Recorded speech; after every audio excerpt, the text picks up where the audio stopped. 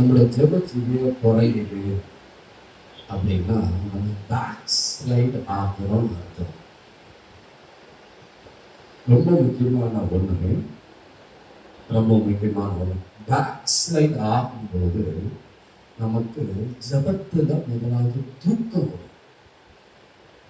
ரெண்டாவது பகுதி டைப்பை பார்த்துட்டே இருக்கும். மூணாவது பகுதி ஜபம் முடிச்சா போதும் அப்படின்னு நினைக்க வந்துடும். அதனால ஆண்டவருடைய நாமத்துக்கு வழியா இந்த நாளுடைய பகுதியில ஏன் ஒரு மனிதனுடைய வாழ்க்கையில பேக் ஸ்லைடுடைய பகுதி வருது அப்படின்றத நம்ம பார்க்கணும். நல்லா ஜோம் பண்ணிட்டு இருந்தாங்கன்னா சிலர் என்னன்னா ஜபத்துடைய பகுதி வரும்போது தூக்கம் வரும். சிலருக்கு ஜபம் பண்ணும்போதே ஜபத்தை எப்போ முடிப்போன்னு வரும். ஆனா அடுத்து ஜபத்துடைய பகுதி முடிக்கிறது மாத்திராங்க. என்னது அப்படின்னா ஜபம் முடிகிறதுக்கு முன்னாடி 10 கொட்டை இருக்கு. பார்க்கணும். ஆண்டவருடைய நாமத்துமையா ஒரு ஜபத்தின் தேவ வல்லமை நம் மேல விழுக என் ஆண்டவர் திட்டமிட்டு இருக்கிறார். ஆமா, நல்லலூயா. அப்ப என்ன நல்லா கவனிக்கணும். ஆண்டவருடைய நாமத்துக்கு மகிமையா எபிரேயரின் புஸ்தகம் 4வது அதிகாரம் 12வது வசனம் இப்படி சொல்லுது. எபிரேயர் 4:12. தேவனுடைய வார்த்தையானது ஜீவனும் வல்லமையும் உள்ளதாயும் இருபுறமும் கருக்குள்ள எந்த பட்டயத்திலும் கருக்கானதாயும் ஆத்துமாவையும் ஆவியையும் கணுக்களையும் ஊனையும் பிரிக்கத்தக்கதாக குத்துகிறதாயும் இருதயத்தின் நினைவுகளையும் யோசனைகளையும் வகையறுக்கிறதா இருக்குது. அப்ப கர்த்தருடைய வார்த்தை என்னது அப்படின்னா ஈட்டி போல நம்முடைய ஊனை நம்முடைய கணுக்களை எல்லாவற்றும் பாய்கிற தேவ வல்லமை எதுக்கு இருக்குன்னா ஆண்டவருடைய நாமத்துக்கு மகிமையா வேத வசனத்துக்கு இருக்கு. அதனால எரேமியா 23:23 சொல்லப்பட்டிருக்கு,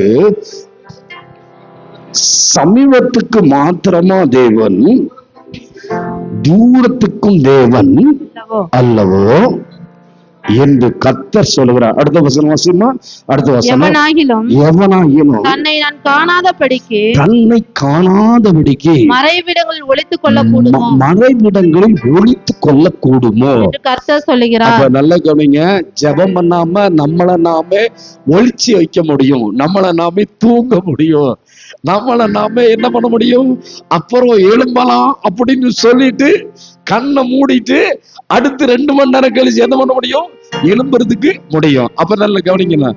ஆண்டவருடைய நாமத்துக்கு மகிமையா அந்த தேவனுடைய வார்த்தையை குறிச்சு எபிரேயர் 5வது அதிகாரம் 12வது வசனம் என்ன சொல்லுது வாசிப்போமே. எபிரேயர் 5:12. காலத்தை பார்த்தா போதகராய் இருக்க வேண்டிய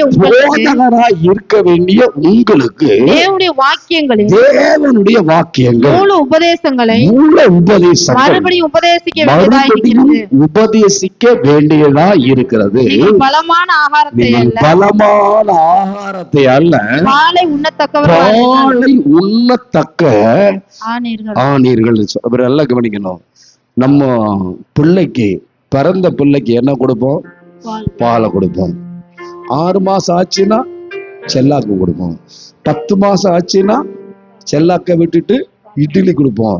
இட்லி கொடுத்துட்டு அதுக்கப்புறம் 12 மாசம் ஆச்சுன்னா சோறை கட்டாயம் கொடுப்போம். அப்ப நம்ம சாப்பாட்டுடைய பகுதியிலேயே வித்தியாசமா இருக்கிறனால தினந்தோறும் கர்த்தருடைய வார்த்தைய நம்ம வாசிக்கிறதுடைய பகுதி முக்கியம். ஆமென், அல்லேலூயா.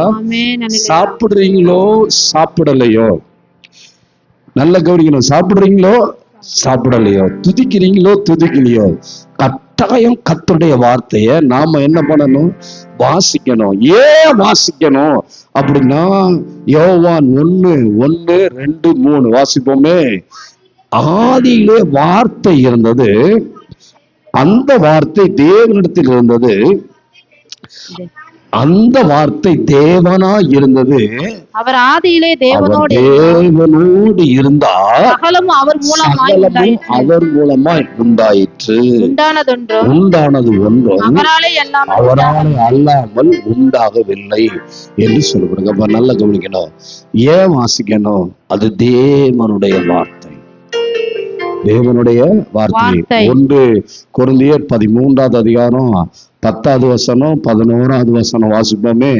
10, 11. நிறைவானது வரும்போது நிறைவானது வரும்போது குறைவானது ஒளிந்து போ. குறைவானது ஒளிந்து போக, நான் குழந்தையாய் இருந்தபோது குழந்தையாயிருந்தபோது குழந்தையை போல பேசினேன். குழந்தையை போல பேசினேன். குழந்தையை போல சிந்தித்தேன். குழந்தையை போல சிந்திச்சேன். குழந்தையை போல யோசித்தேன். குழந்தையை போல யோசித்தேன். நான் புருஷனான போதும் நான் புருஷனான போதும் குழந்தைக்கேற்றவைகளை ஒழித்து விட்டேன். குழந்தைக்கு ஏற்றவைகளை ஒழித்து விட்டேன். அப்ப நல்லா கவனிக்கணும். நம்ம வாழ்க்கையுடைய பகுதியில நம்ம மனம் திரும்புதலுக்கு நேரா நம்மள ஒப்பு கொடுக்க வேண்டியது அவசியம். வாசிப்போமே. ஆண்டவருடைய நாமத்துக்கு மகிமையா. அதே அடுத்த வசனம்.